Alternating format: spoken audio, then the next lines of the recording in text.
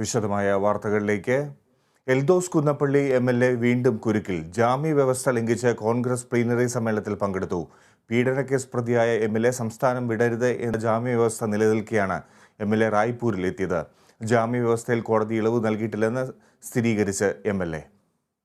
അന്ന് നമ്മുടെ ആ കേസുമായി ബന്ധപ്പെട്ട് ഒരു ജാമ്യ വ്യവസ്ഥ ഉണ്ടായത് സ്റ്റേറ്റ് വിട്ട് പോകരുതെന്നല്ലേ? റിക്വസ്റ്റ് കൊടുത്തിട്ടുണ്ട്. പിന്നെ കൊടുക്കാൻ പോവോ? കൊടുത്തിട്ടില്ല അല്ലേ? അപ്പോ കൊടുത്തിട്ടുണ്ട്, അവിടെ ഫയൽ ചെയ്തിട്ടുണ്ട്. ഫയൽ ചെയ്തതിന്റെ എന്തെങ്കിലും കോപ്പിയോ മറ്റും ഒന്ന് അയച്ചു തരാൻ പറ്റുമോ? അയച്ചുതരാം. വിശദാംശങ്ങളുമായി ശരത് കെ ശശി ചേരുന്നു. ശരത്ത്, രണ്ട് ചോദ്യങ്ങൾ. ആദ്യത്തെ ചോദ്യം, എന്തൊക്കെ വ്യവസ്ഥയിലാണ്, ജാമ്യ വ്യവസ്ഥയിലാണ് എൽദോസ് കുന്നപ്പള്ളിക്ക് ജാമ്യം ലഭിച്ചത്?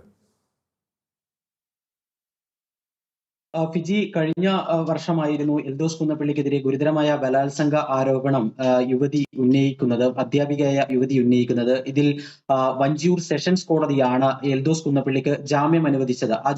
മുൻകൂർ ജാമ്യം അനുവദിച്ച ഘട്ടത്തിൽ കോടതി ചില വ്യവസ്ഥകൾ നിർദ്ദേശിച്ചിരുന്നു. അതിൽ പ്രധാനപ്പെട്ട ഒരു വ്യവസ്ഥ എന്ന് പറയുന്നത് സംസ്ഥാനം വിട്ടു പോകരുത് എന്നുള്ളതായിരുന്നു.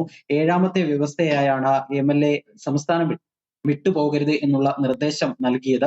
ഇനി അഥവാ സംസ്ഥാനം വിട്ടുപോകണമെങ്കിൽ അതിന് മുൻകൂട്ടി ജുഡീഷ്യൽ മജിസ്ട്രേറ്റിന്റെ അനുമതി വാങ്ങണം എന്നും ഈ മുൻകൂർ ജാമ്യ വ്യവസ്ഥയിൽ വ്യക്തമാക്കിയിട്ടുണ്ട്. കൂടാതെ മറ്റ് പ്രധാനപ്പെട്ട ജാമ്യ വ്യവസ്ഥകൾ, ഒന്ന് MLA സാക്ഷികളെ സ്വാധീനിക്കരുത് എന്നുള്ളതായിരുന്നു. മറ്റൊന്ന് രാജ്യം വിട്ടു പോകരുത്, അതിന്റെ ഭാഗമായി പാസ്പോർട്ട് ഉൾപ്പെടെ ഹാജരാക്കണം എന്നുള്ള ജാമ്യ വ്യവസ്ഥയും MLAക്ക് കോടതി നൽകിയിരുന്നു.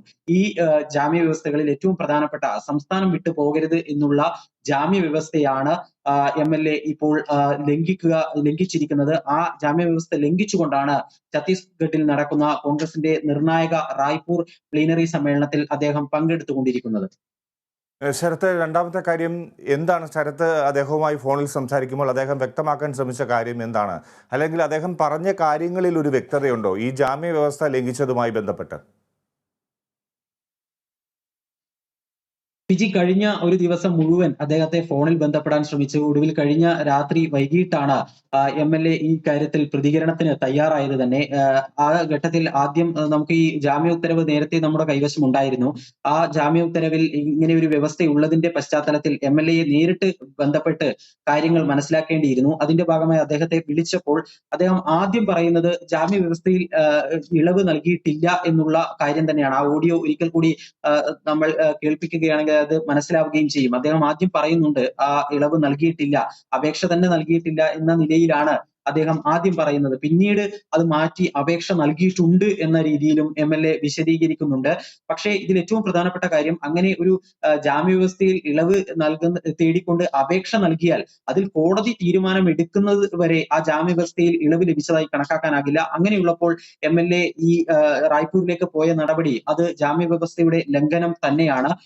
MLA വ്യക്തമാക്കാൻ ശ്രമിക്കുന്നത് ഈ ഒരു ഇളവിന് വേണ്ടി കോടതിയെ സമീപിച്ചിട്ടുണ്ട് എന്ന രീതിയിലാണ്. പക്ഷേ അത് മതിയാകില്ല. നിലവിലെ സാഹചര്യത്തിൽ ആ ജാമ്യ വ്യവസ്ഥ MLA ലംഘിച്ചു എന്ന് തന്നെയാണ് അദ്ദേഹത്തിന്റെ പ്രതികരണത്തിൽ നിന്ന് മനസ്സിലാക്കേണ്ടത്. ശരത്ത്, ആ സാഹചര്യത്തിൽ ഇപ്പോൾ പരാതിക്കാരിയോ അല്ലെങ്കിൽ കോടതി സ്വമേധയായോ എന്തെങ്കിലും കോടതിയുടെ ജാമ്യ വ്യവസ്ഥ ലംഘിച്ചതിന് പകരമായി എന്തെങ്കിലും നടപടിക്ക് മുതിരുന്നുണ്ടോ? ഫിജി, തീർച്ചയായും MLA ഈ ജാമ്യ വ്യവസ്ഥ ലംഘിച്ചു എന്ന് തന്നെയാണ് പരാതിക്കാരിയും ആരോപിക്കുന്നത്. പരാതിക്കാരിയുമായി നമ്മൾ ബന്ധപ്പെട്ടിരുന്നു. ആ ഘട്ടത്തിൽ അവർ പറഞ്ഞത് MLA ജാമ്യ വ്യവസ്ഥ ലംഘിച്ച ഒരു സാഹചര്യത്തിൽ MLAയുടെ ജാമ്യം റദ്ദാക്കാൻ ആവശ്യപ്പെട്ടുകൊണ്ട് കോടതിയെ സമീപിക്കും എന്നാണ്. തിരുവനന്തപുരം അഡീഷണൽ സെഷൻസ് കോടതിയാണ് MLAക്ക് കഴിഞ്ഞ ഡിസംബറിൽ ജാമ്യം അനുവദിച്ചത്.